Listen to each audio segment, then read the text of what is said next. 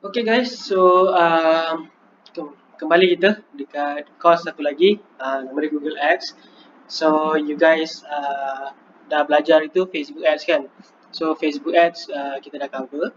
Now kita nak cover bahagian Google Ads lah pula. So ramai orang kata masih lagi pening lagi lah pakai Google Ads ni. So dekat sini saya nak tunjuk ajarlah macam mana Google Ads ni berfungsi dan juga apa yang you guys boleh buat. So yang penting bila kita cakap pasal Google Ads ni, korang wajib lah ada website.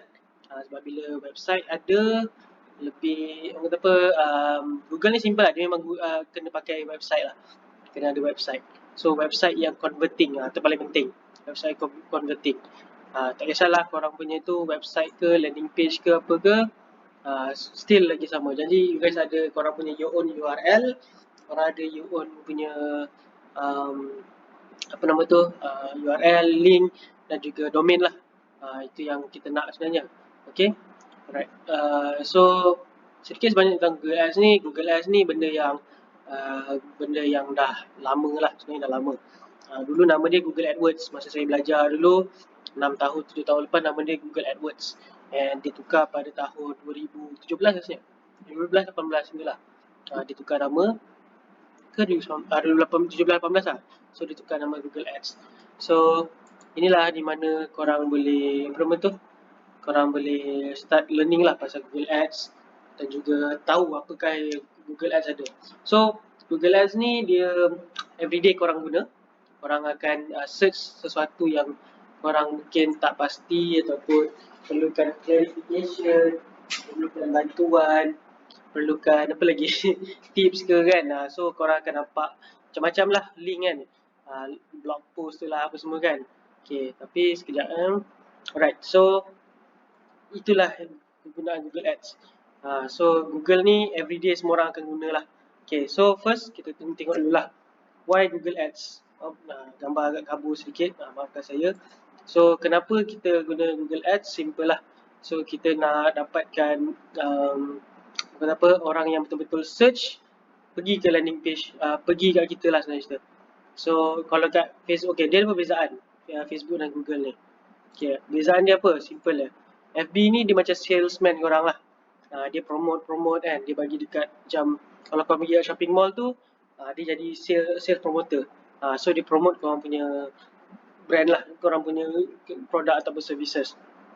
Itu aim untuk Facebook lah, dia jadi salesman korang.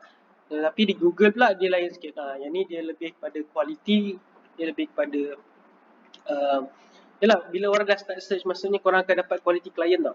Sebab nak dapat quality client ni bukan benda yang susah, bukan benda yang senang, benda yang agak sukar lah. So bila dekat Google ni dia lebih targeted dan juga lebih detail lah. So speaking of detail, you need to know macam mana kita nak dapatkan the best outcome daripada Google Ads ni. Okay, so masih lagi korang mungkin masih lagi confused kot, tapi tak apa, saya ajar macam mana.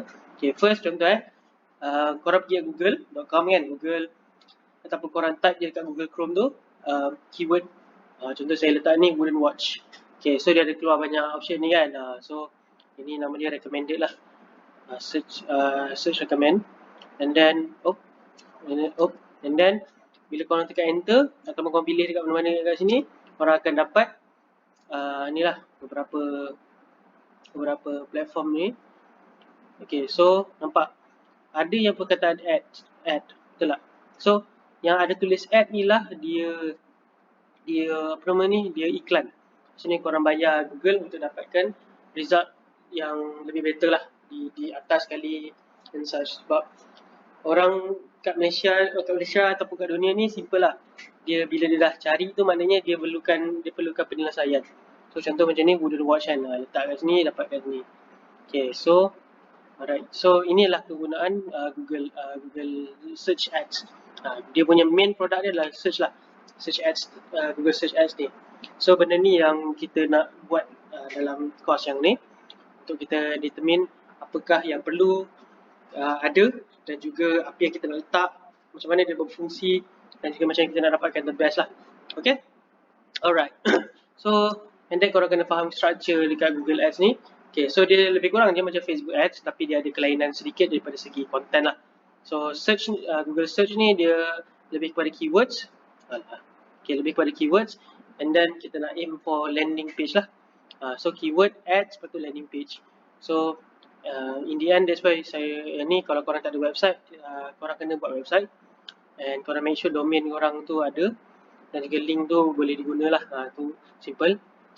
So ini adalah sedikit sebanyak tentang Google Ads. So tak susah pun. Ini first pengenalan lah untuk korang kenal apa itu Google Ads. Okay, so selepas ni kita akan buat lebih detail lagi tentang Google Ads ni. So stay tune and see you on the next video.